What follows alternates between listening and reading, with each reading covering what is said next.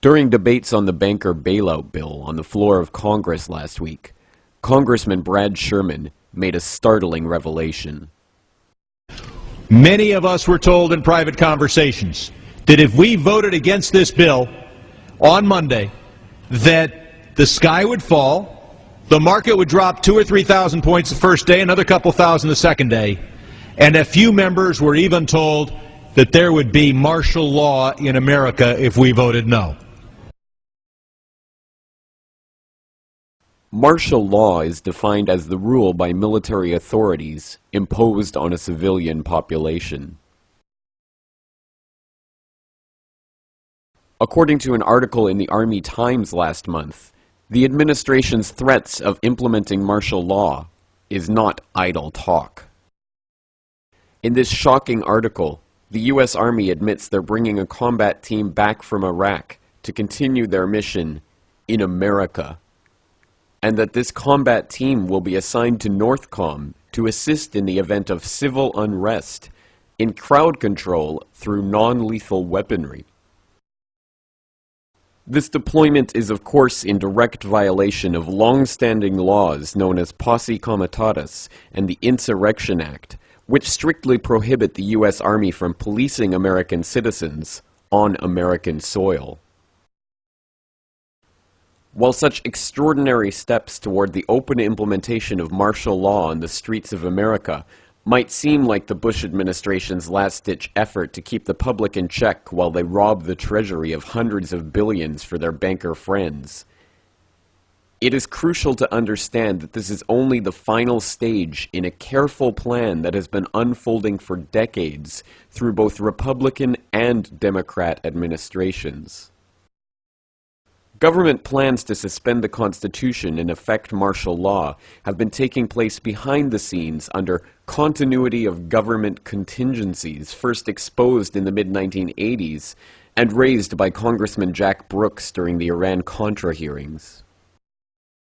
Colonel North, in your work at the NSC, were you not assigned at one time to work on plans for the continuity of government in the event of a major disaster? Mr. Chairman. I believe that question touches upon a highly sensitive and classified area, so may I request that you not touch upon that, sir. I was particularly concerned, Mr. Chairman, because I read in Miami papers and several others that there had been a plan developed by that same agency, a contingency plan in the event of emergency that would suspend the American Constitution. And I was deeply concerned about it and wondered if that was the area in which he had worked. I believe that it was. May I most respectfully request that that matter not be touched upon at this stage. If we wish to get into this, I'm certain arrangements can be made for an executive session. Urban warfare drills took place throughout the 90s, with American troops training with foreign soldiers to arrest and detain U.S. citizens. What you're seeing is real. April 10th through April 20th in Swansboro, North Carolina. This has been repeated across the country in the last 2 years. So-called urban warfare training in America. Of course, in the case of Swansboro, they actually pulled people over and searched their vehicles with the local police department. A local listener sent me this video of the Swansboro incident. You see, they take out groups of young officers from across the country in the Marine Corps and teach them that it's okay to go into American towns and cities and take over the city halls and search vehicles. In this training exercise, it became real. They become so arrogant, they just followed their orders and began to search people's vehicles. And as you're about to find out, it's not just the Marines, it's the Army too, in Central Texas. These drills quickly became reality, as in 2005 the National Guard was deployed in the wake of Hurricane Katrina to seize legally held guns from law-abiding citizens against their will and at gunpoint. No one will be able to be armed. We will take all weapons. Police Department! Police Department at your home! All of a sudden, they were banging on the front door, the side door, and the back door, and they said, "Let us in."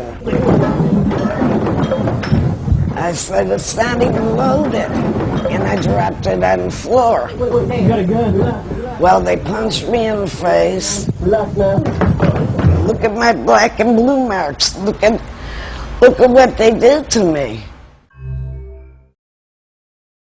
In 2006, a secret government program came to light, which is recruiting clergy members to preach obedience to government in the event that martial law is declared.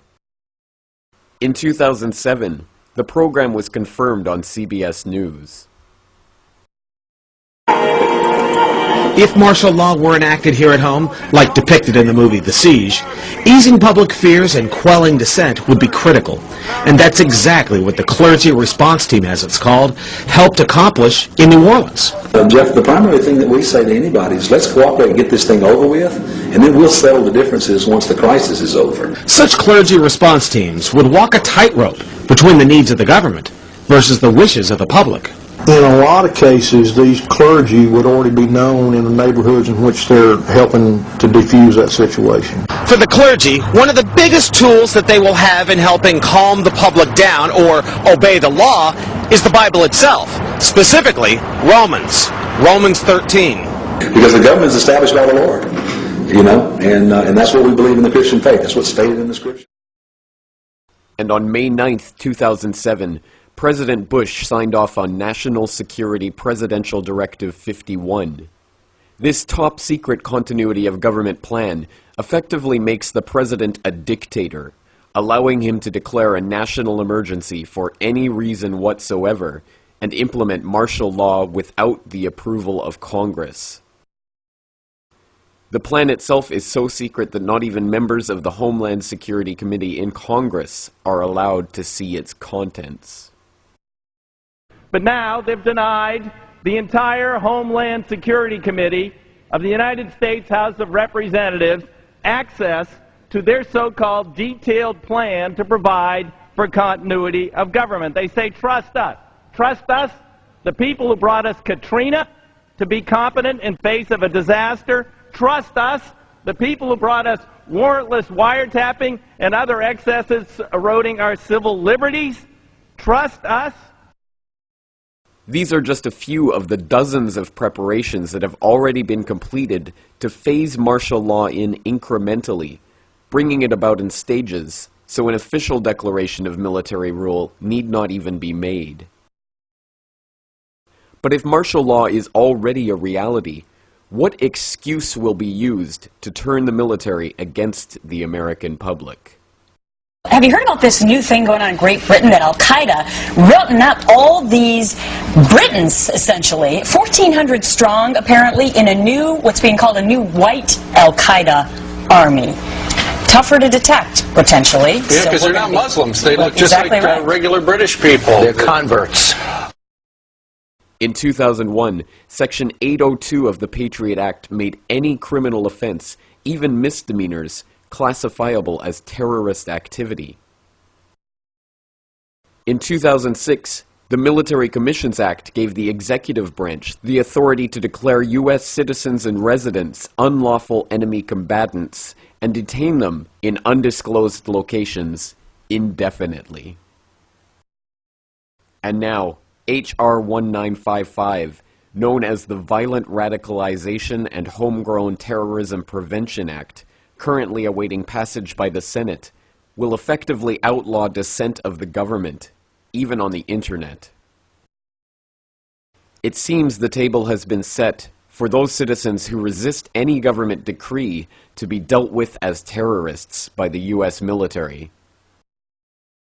And now that the banker bailout bill has been passed despite fierce public outcry, dissent has never been more rife amongst the general population. Every nation in every region now has a decision to make. Either you are with us or you are with the terrorists.